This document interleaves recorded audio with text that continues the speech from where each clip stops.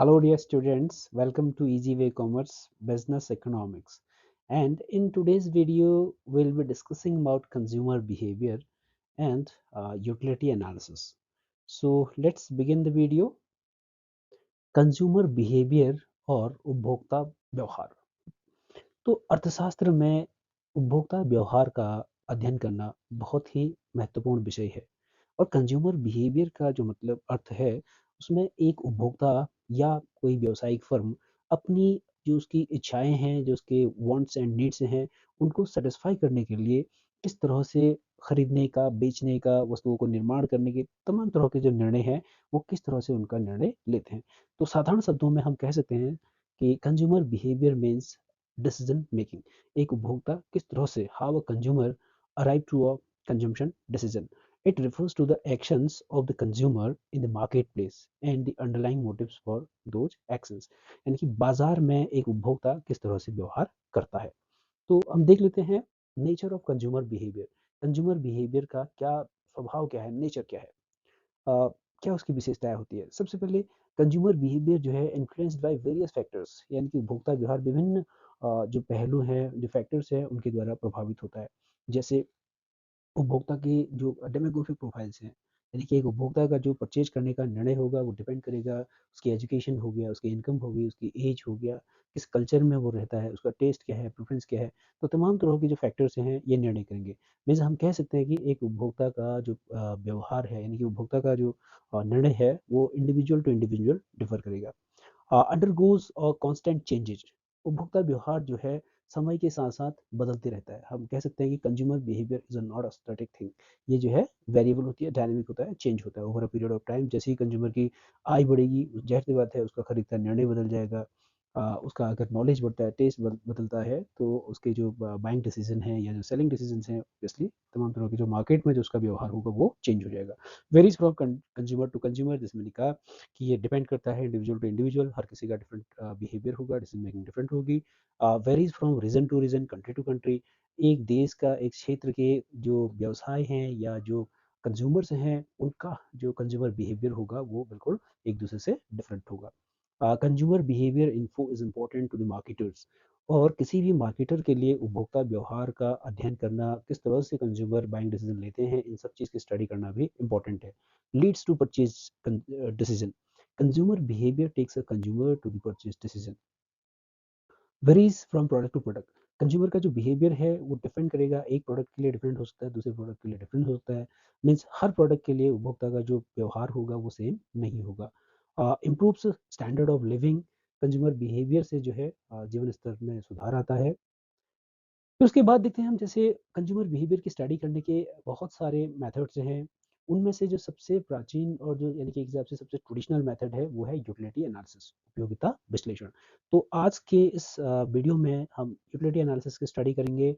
और इसके दो महत्वपूर्ण नियम है। एक नियम है law of diminishing marginal utility and the another law is law of equi marginal utility.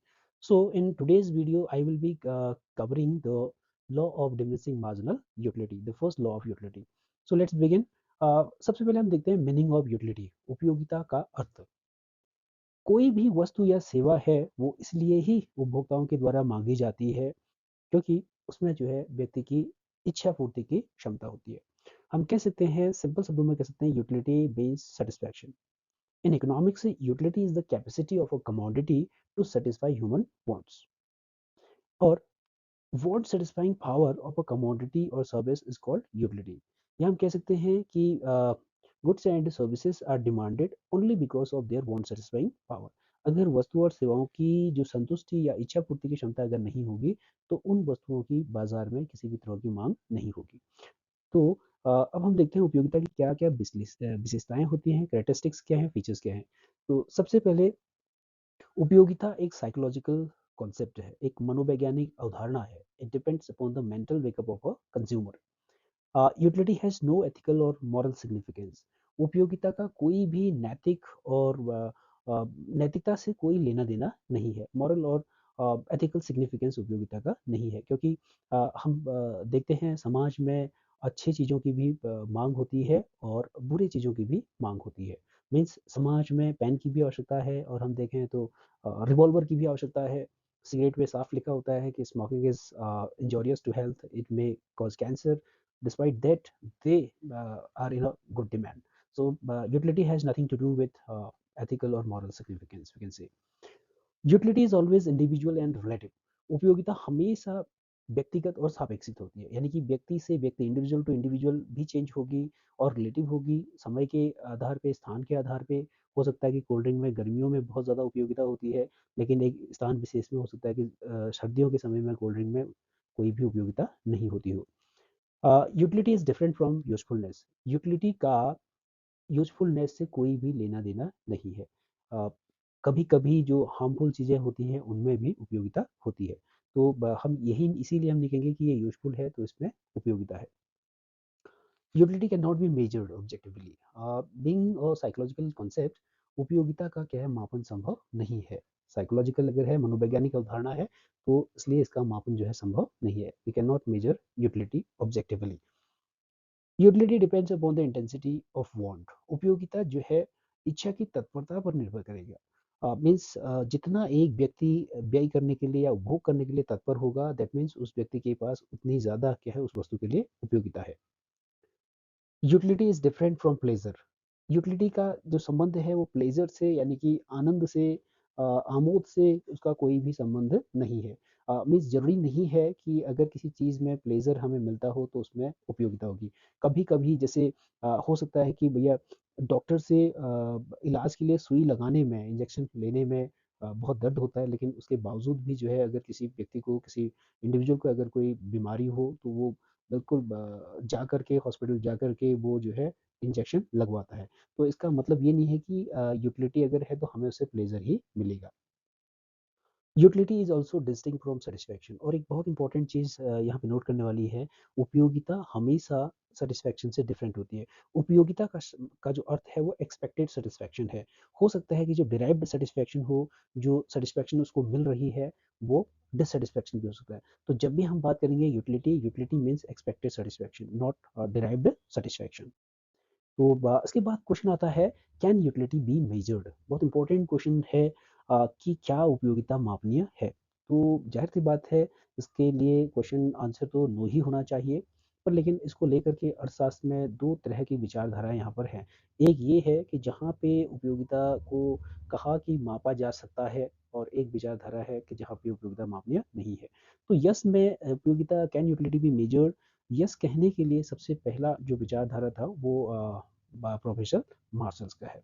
Although utility is a psychological concept, it differ to individual. Therefore, it cannot be measured directly. ये बात तो clear है कि इसको हम सीधे नहीं नाप सकते. Professor Marshall has said that utility cannot be measured. Utility can be measured, and its measuring rod is money. तो मार्शल ने कहा कि उपयोगिता जो है मापनीय है, हम मेजर कर सकते हैं, वी कैन मेजर यूटिलिटी. और जो उसको मेजर करने का जो स्केल होगा, जो यार्डस्टिक होगा, और वो जो रॉड होगा, measuring rod, and that is money. uh, उनका सिंपल सा कहने का अर्थ ये था, the price which we are ready to pay for an article is particularly its price. Nobody will be prepared to pay more than the utility which we derived from the article.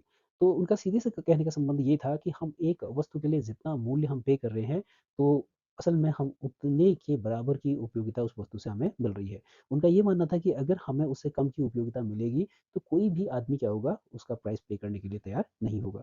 तो यहाँ पे martial का जो major करने का जो point था वो कार्डिनल अप्रोच था, संख्यावाचक. उन्होंने कहा उपयोगिता को हम संख्या के टर्म्स में, मॉनेटरी स्केल में हम इसको मेजर कर सकते हैं. और वहीं पे दूसरी साइड जो विचारधारा है, एलन हिक्स और पैरेटो के द्वारा ये थ्योरी दी गई, जिसको हम बोलते हैं ऑर्डिनल अप्रोच, यानी कि क्रमवाचक दृष्टिकोण. तो उन्होंने ये कहा, they are of this opinion that measuring of utility is not possible because of the following reason. पहला क्या था, utility is personal, psychological and abstract view which can not be measured like goods. तो उपयोगिता एक जो है एक psychological concept है, and it differ from individual to individual. तो इसको मापना क्या है, संभव नहीं है. Utility is different from people to people. Further, measuring scale, और जिसमें हम उपयोगिता को माप रहे हैं, यानी कि मेजरिंग स्केल जो है वो मनी है, और मॉनेटरी स्केल क्या है, कभी भी स्थिर नहीं है. वो तो मॉनेटरी स्केल तो क्या होगा, चेंज होगा. जैसे एक व्यक्ति के पास काफ़ी सारे अगर पैसे होंगे स्टार्टिंग में, तो स्टार्टिंग में उसके लिए पैसे की वैल्यू बहुत कम होगी, बहुत ज़्यादा सोच समझ के खर्च नहीं करेगा. बट लेकिन जैसे जैसे उसके पैसे का जो स्टॉक है वो कम होता जाएगा, तो वो खर्च करने के लिए जो है उतना वो कम खर्च करेगा। तो यानी कि हमने ये देखा जो मनी की जो वैल्यू है वो क्या होती है, धीरे-धीरे एक हिसाब से बढ़ती है। जैसे-जैसे स्टॉक मनी का गिरेगा तो उसकी वैल्यू क्या हो जाएगी, बढ़ जाएगी। तो हम कह सकते हैं कि मॉनेटरी स्केल क्या है, स्टैटिक नहीं है। तो इस तरह से हम उपयोगिता को माप नहीं सकते। और अगर उन्होंने जो है इसके लिए ऑर्डिनल अप्रोच का यहाँ पे जो है उन्होंने ज़िक्र किया, जिसको आने वाले वीडियोज़ में हम उसमें पढ़ेंगे। तो सीधा सा क्वेश्चन है, क्या यूटिलिटी मापनीय है? Certainly the answer is no. Being a psychological concept we can not measure the utility. अब आती है बात काइंड्स ऑफ यूटिलिटी, उपयोगिता के प्रकार। उपयोगिता कितने प्रकार की होती है? तो utility are of two kinds, number one marginal utility and number two total utility. Further हम मार्जिनल यूटिलिटी को हम थ्री टाइप्स में जो है कैटेगराइज करते हैं। पहला पॉजिटिव मार्जिनल यूटिलिटी, और दूसरा जीरो मार्जिनल यूटिलिटी, और थर्ड नेगेटिव मार्जिनल यूटिलिटी। इससे पहले हम देख लेते हैं what is marginal utility. Economics में मार्जिनल वर्ड का बहुत महत्वपूर्ण यूज है। मार्जिनल यूटिलिटी मीन्स, यूटिलिटी जैसे शुरू में हमने कहा यूटिलिटी का मतलब क्या है, हम कह सकते हैं utility is the amount of satisfaction derived from consumption of a commodity. जैसे एक वस्तु के उपभोग से मिलने वाली संतुष्टि को हम कह सकते हैं उपयोगिता है। तो marginal utility means utility of an additional unit, एक अतिरिक्त इकाई के उपभोग से मिलने वाली संतुष्टि। Utility derived from an additional consumption of an additional unit of a commodity, marginal utility. और टोटल यूटिलिटी क्या है? टोटल यूटिलिटी जो है सम है, जोड़ है, योग है। Total utility is the summation of marginal utilities associated with the number of units. यानी कि जैसे जैसे हम इकाइयों का उपभोग को बढ़ाते हैं, तो उन मार्जिनल यूनिट से मिलने वाली जो टोटल यूटिलिटी होगी, यानी कि जो different marginal utility associated with different marginal units, उनका सम क्या कहलाएगा? Total utility. तो इसके बाद हम देख लेते हैं कि मार्जिनल यूटिलिटी किस तरीके से बिहेव करती है। तो जैसे इसमें नंबर ऑफ एप्पल्स कंज्यूम दिए हैं, 1 2 3 up to 8 units of apple consumed है। तो जैसे एक कंज्यूमर पहले यूनिट्स का अगर कंजम्पशन करता है तो उसे मिलने वाली उपयोगिता कितने के बराबर होती है? सपोज दैट 10 के बराबर। और हमेशा ध्यान रखिएगा जो उपभोग है वो निरंतर होता है, सक्सेसिव होता है। अगर वो दूसरी यूनिट कंज्यूम करेगा तो जाहिर सी बात है उससे मिलने वाली उपयोगिता क्या होगी? थोड़ी कम होगी, 9 होगी। थर्ड से 7, और जैसे जैसे अपने कंजम्पशन को बढ़ाता है तो मिलने वाली जो मार्जिनल यूटिलिटी है वो कैसे होती है? घटते हुए प्राप्त होती है। जैसे आप देख सकते हैं 4 में 5, 5 में 2। और अगर वो सक्सेसिवली अगर वो 6 यूनिट को कंज्यूम करता है तो अब उसको क्या है, कोई भी मार्जिनल यूटिलिटी नहीं मिल रही है। That means marginal utility in case of 6 unit is 0। और अगर वो फर्दर उसको इंक्रीज करता है अपनी कंजम्पशन को, तो अब मिलने वाली जो मार्जिनल यूटिलिटी है वो सेटिस्फैक्शन की बजाय डिससेटिस्फैक्शन मिल रही है, मीन्स माइनस में मिल रही है, -2। और 8th यूनिट से उसको मिलने वाली उपयोगिता -4 है। तो जो हमने देखा था काइंड्स ऑफ मार्जिनल यूटिलिटी, 3 तरह के हमने देखा था, पॉजिटिव, जीरो और नेगेटिव। तो इट मीन्स यहाँ तक जहाँ 2 तक, यानी कि 5th यूनिट तक मार्जिनल यूटिलिटी कैसी है? पॉजिटिव है। यहाँ तक पॉजिटिव में मिल रही है, ऑल्दो डिक्रीजिंग है, बट लेकिन मार्जिनल यूटिलिटी कैसी है? पॉजिटिव है। 6th यूनिट में हम देखेंगे मार्जिनल यूटिलिटी का जो टाइप है, काइंड है, काइंड्स ऑफ मार्जिनल यूटिलिटी, वो कैसा है? जीरो। और जीरो के बाद यानी कि फर्दर अगर कंजम्पशन को कंटिन्यू करते हैं तो फिर जो मार्जिनल यूटिलिटी का फॉर्म होगा, काइंड होगा, वो होगा नेगेटिव। तो अगर इसको हम एक ग्राफ पेपर में प्लॉट करते हैं तो हमेशा हम एक्स एक्सिस में हम यूनिट्स को लिखेंगे। तो यहाँ पे हमने नंबर ऑफ यूनिट्स रख दिया एप्पल, और वाई एक्सिस में हम जो है मार्जिनल यूटिलिटी को लिखेंगे। तो यहाँ हमने मार्जिनल यूटिलिटी लिख दिया। तो इस तरह से अगर हम इसको बनाएंगे और जब हम इन बार्स को ज्वाइन करते हुए जब हम एक लाइन ड्रॉ करते हैं तो हमको मार्जिनल यूटिलिटी कर्व मिलता है। तो मार्जिनल यूटिलिटी कर्व का अगर आप देखेंगे तो इस तरह से मार्जिनल यूटिलिटी कर्व का शेप होगा। यानी कि इसमें यूटिलिटी थी, वाई एक्सिस में यूटिलिटी हो गया, और एक्स एक्सिस में यूनिट्स हो गए। ये वाई एक्स है, ये एक्स है, ये एक्स एक्सिस है, और ये वाई एक्सिस है। तो पहले वाली यूनिट से हमें सबसे ज़्यादा की उपयोगिता मिलती है, दूसरे नंबर पे थोड़ी कम, तीसरे नंबर पे थोड़ी कम, चौथे पे थोड़ी कम, पाँचवें में भी जीरो। उसके बाद भी अगर हम फर्दर कंजम्पशन करते हैं तो माइनस में मिलता है। तो अगर इनके अपर हेड्स को ज्वाइन करते हुए हम एक कर्व बनाएंगे तो उसको हम कहेंगे मार्जिनल यूटिलिटी कर्व। तो यानी कि मार्जिनल यूटिलिटी कर्व का जो स्लोप होगा वो डाउनवर्ड स्लोप होगा, घटता हुआ ऋणात्मक स्लोप होगा, यानी ऊपर से नीचे की ओर गिरता होगा। इट मीन्स जैसे जैसे हम उपभोग को बढ़ाएंगे तो मिलने वाली जो संतुष्टि होगी वो कैसे होगी? घटते हुए प्राप्त होगी। फिर उसके बाद देखते हैं मार्जिनल यूटिलिटी और टोटल यूटिलिटी के बीच में क्या रिलेशन है। तो इसके लिए हम फिर से एक टेबल जो है यहाँ पे बनाएंगे। उसी टेबल को मैं यहाँ पे फिर से पेस्ट करूँगा। तो एक्स एक्सिस सॉरी, तो यहाँ पे हमने नंबर ऑफ यूनिट्स को लिखा है 1 2 3 4 5 डाउन टू 8, और उनसे मिलने वाली मार्जिनल यूटिलिटीज 10 9 7 5 4 3 समथिंग ये। और ये मार्जिनल यूटिलिटी था, यानी कि एक एडिशनल यूनिट के कंजम्पशन से मिलने वाली जो उपयोगिता थी वो मार्जिनल यूटिलिटी हो गई। और टोटल यूटिलिटी क्या है, सम है। पहले से मिलने वाली मार्जिनल यूटिलिटी कितना था, 10। सेकंड से मिलने वाली टोटल यूटिलिटी कितनी हो जाएगी, 10 प्लस 9, जो एडिशनल इसमें था सेकंड यूनिट से जो यूटिलिटी मिल रही थी वो मार्जिनल यूटिलिटी वो 9 हो गई। और थर्ड केस में टोटल यूटिलिटी कितनी हो जाएगी, 26, 19 प्लस 7। और फिर उसके बाद 26 प्लस 5 31, फिर 31 प्लस 2 33। तो इस तरह से टोटल यूटिलिटी जो है सम होता है, योग होता है मार्जिनल यूटिलिटीज का। अब बात आती है इन तीनों में क्या रिलेशन है। तो मार्जिनल यूटिलिटी और टोटल यूटिलिटी के बीच में बहुत ही क्लोज रिलेशन है इनमें। और तीन तरह के रिलेशन इसमें देखे जा सकते हैं। पहला क्या है, व्हेन मार्जिनल यूटिलिटी रिड्यूसिंग, जब मार्जिनल यूटिलिटी घट रही होगी, जैसे आप देख सकते हैं मार्जिनल यूटिलिटी 9,752 जहाँ घट रही है, तो जब तक मार्जिनल यूटिलिटी घटती है तब तक टोटल यूटिलिटी बढ़ती है, द टोटल यूटिलिटी इंक्रीजेस।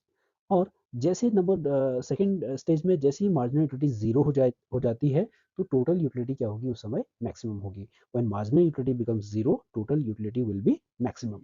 और जब मार्जिनल यूटिलिटी क्या हो जाती है, नेगेटिव हो जाती है, after zero, when marginal utility becomes zero, then there is a reduction in total utility, और टोटल यूटिलिटी भी क्या हो जाएगी, घटनी शुरू हो जाएगी। अब आप थर्ड केस में देख सकते हैं, रेड में जिसको सर्कल किया हूँ, 31 से 27 में हो गया। जैसे सेवन्थ यूनिट से एट्थ यूनिट में जैसे हम गए, तो मार्जिनल यूटिलिटी यहाँ से नेगेटिव हो गई, तो जाहिर सी बात है margin total utility marginal utility का सम है, तो अगर माइनस में है तो वो क्या होने लग जाएगा, घटने लग जाएगा।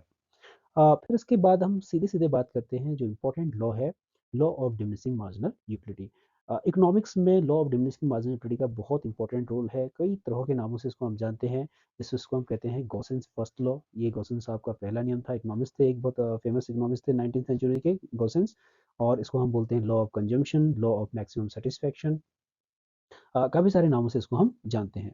तो ये नियम सबसे पहले law of diminishing marginal utility was introduced by Gossen, but later on इसको जो है साइंटिफिकली तरीके से इसको फुल फ्लेजेड तरीके से जो प्रेजेंट किया वो मार्शल ने किया, इकोनॉमिस्ट अल्फ्रेड नोबल मार्शल ने किया। तो हम देखते हैं law of diminishing marginal utility का क्या स्टेटमेंट क्या है।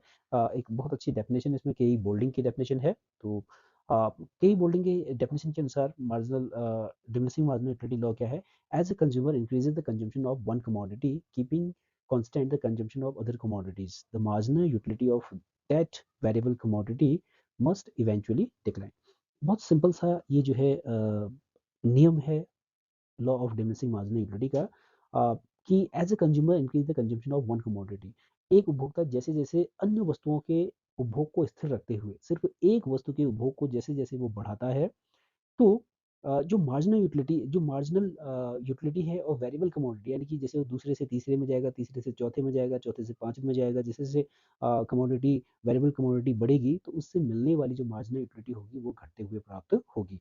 यहाँ पे उन्होंने लिखा है मस्ट इवेंचुअली डिक्लाइन, यानी अंततः अवश्य घटेगी। ऐसा कभी कभी हो सकता है कि हमें पहली यूनिट से कुछ संतुष्टि मिलती है और बहुत अच्छा हमें लगता है, हो सकता है दूसरा यूनिट हम कंज्यूम करें तो उससे और ज़्यादा सेटिस्फेक्शन हमको मिल सकती है, मे बी तीसरे यूनिट से और ज़्यादा मिल सकती है। बट लेकिन एक स्थिति ऐसी आएगी, अगर हम लगातार वन आफ्टर वन अगर हम कंजम्पशन करेंगे, तो certainly our situation will occur when our satisfaction starts to decline. तो यहाँ पे इन्हें अच्छा वर्ड लिखा है मस्ट इवेंचुअली डिक्लाइन, अंततः अवश्य घटते हैं। तो इसके बेसिस पे हम इस तरह से इसको कंक्लूड कर सकते हैं कि जो है simply states that law of diminishing marginal utility simply states that other things being equal, the marginal utility derived from successive units, from successive continuous units, consumption of units of a given commodity declines or diminishes। Means अगर आप continue करेंगे, successive consumption अगर करेंगे, तो मिलने वाला satisfaction जो होगा वो डिमिनिशिंग होगा, घटता हुआ प्राप्त होगा।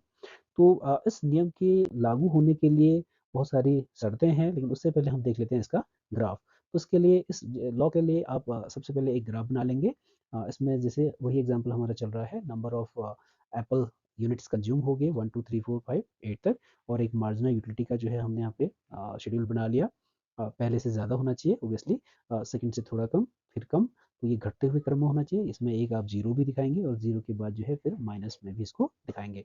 और एक कॉलम यहाँ पे हम और ऐड कर लेंगे टोटल यूटिलिटी का। तो टोटल यूटिलिटी यानी कि जैसे सम होता है मार्जिनल यूटिलिटी का, पहले से 10 हो गई मार्जिनल यूटिलिटी, टोटल यूटिलिटी दोनों 10 हो गई। सेकंड में टोटल यूटिलिटी अब हो जाएगा 10 प्लस सेकंड से मिलने वाला जो मार्जिनल यूटिलिटी था 9, तो 19 हो जाएगा। फिर 7 था तो 19 प्लस 7 26 हो जाएगा। तो इस तरह से एक जो है हम मार्जिनल टोटल यूटिलिटी का कॉलम भी यहाँ पे बना लेंगे। और फिर जो है इसका हम ग्राफ बनाएंगे।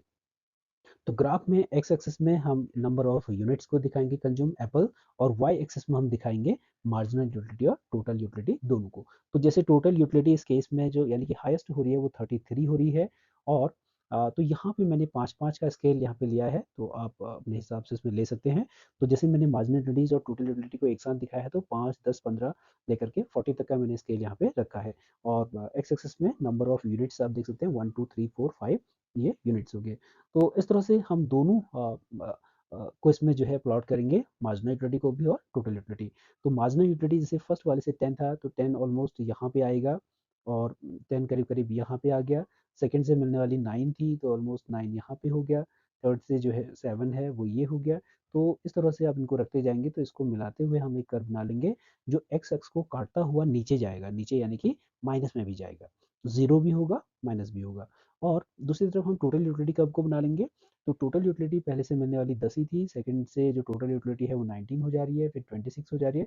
तो इस तरह से आप टोटल यूटिलिटी कर्व को बनाएंगे और फिर इन सारी डॉट्स को ज्वाइन करते हुए एक कर्व बनाएंगे, तो वो कर्व क्या कहलाएगा, टोटल यूटिलिटी कर्व। तो टोटल यूटिलिटी कर्व के 3 फेजेज आप देख सकते हैं। पहला जो फेज है यहाँ से लेकर के ये इंक्रीज हो रहा है, ये इंक्रीजिंग फेज है।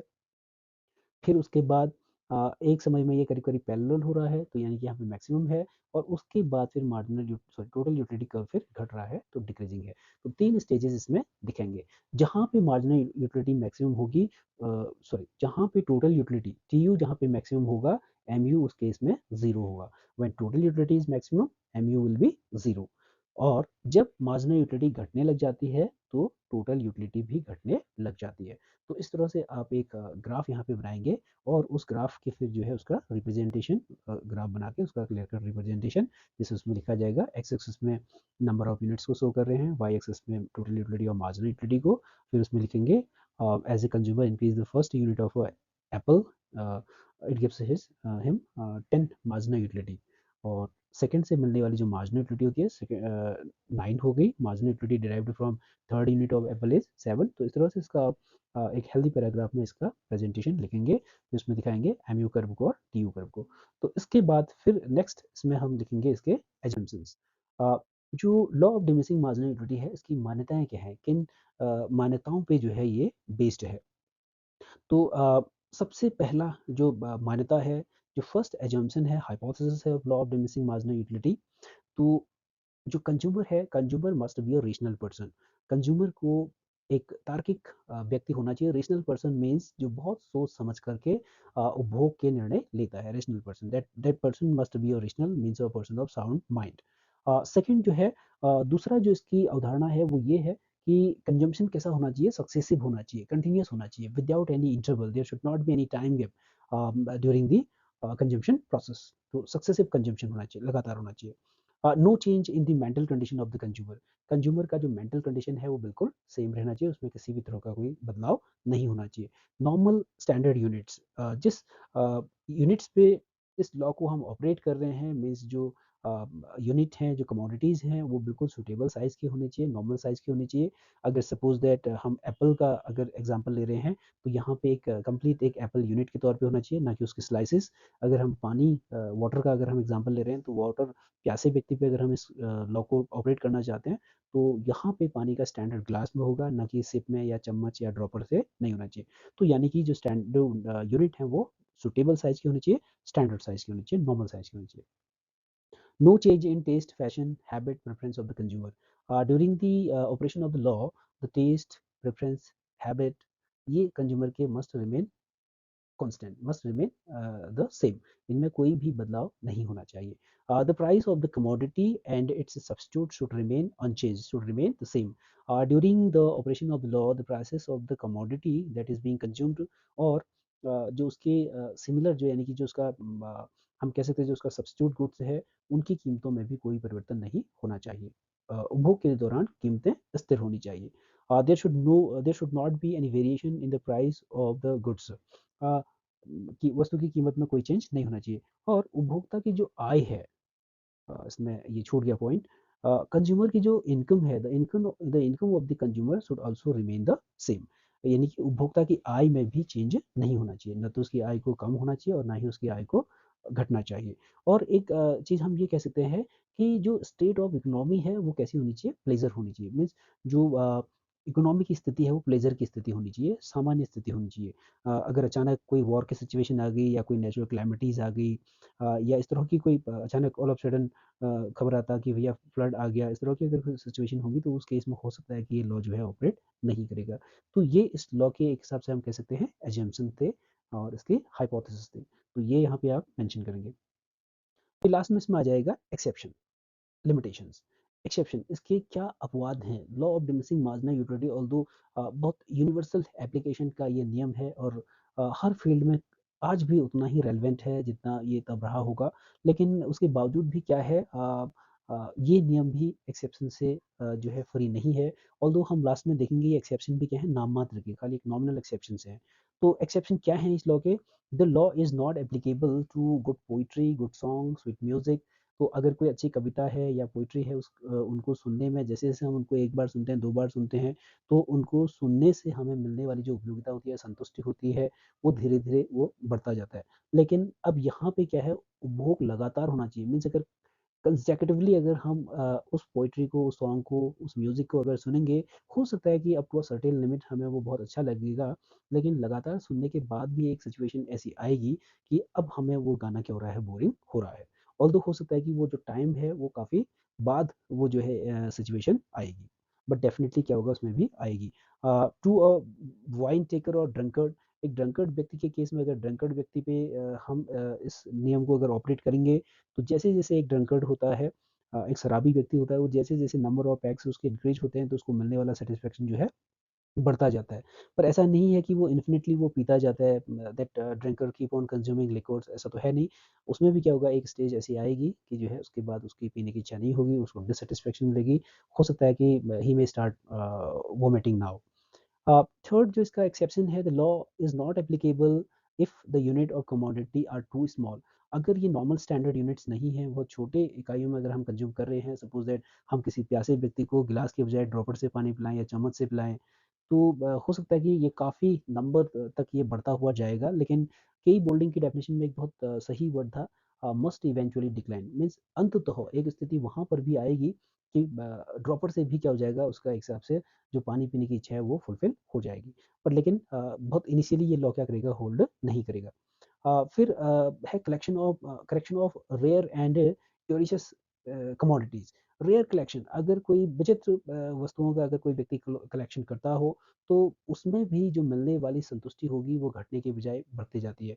अगर हम कोई रेयर चीज़ों का कलेक्शन करते हैं, सपोज दैट वो कोई कॉइन है, और या इस तरह की चीज़ें हैं जो दुर्लभ हैं, जो अब इस फिलहाल प्रचलन में नहीं है, लेकिन जो कभी बहुत फेमस थी, तो जैसे जैसे किसी एक व्यक्ति के पास उनका स्टॉक बढ़ेगा, तो उसके लिए उनकी उपयोगिता क्या होगी, बढ़ती जाएगी। 2, 4, 5, 10, 15, 20 अगर होंगे, तो जैसे एक नया बढ़ेगा उसकी उपयोगिता बढ़ेगी। लेकिन ये भी एक नाम मात्र का एक्सेप्शन है, क्योंकि यहाँ पे अगर हम देखें तो जो नई कमोडिटी वहाँ पे आ रही है, वो नई कमोडिटी एक नई कमोडिटी है, मीन्स वो सेम नहीं है। अगर सपोज दैट किसी व्यक्ति को गणपति जी के तमाम मूर्ति का कलेक्शन करने का शौक है, अलग अलग गणपति जी के जो मूर्ति है, वो तमाम डिज़ाइन में, तमाम उसमें जो है देखने को मिलती हैं। किसमें, किसी में गिटार के साथ मिलता है, किसी में उन्हें टर्बन पहना होता है, किसी में गॉगल लगाया होता है। तो तमाम तरह की जो है मूर्ति के मार्केट में या इस तरह की उनकी जो है गणपति महोत्सव पे बनती है। और कई लोगों को जो है गणपति जी के मूर्तियों को कलेक्ट करने का बहुत शौक भी होता है, और जैसे-जैसे उनके पास स्टॉक बढ़ते होंगे, हज़ार तरह की उनके पास मूर्तियाँ हैं, 1100 1200,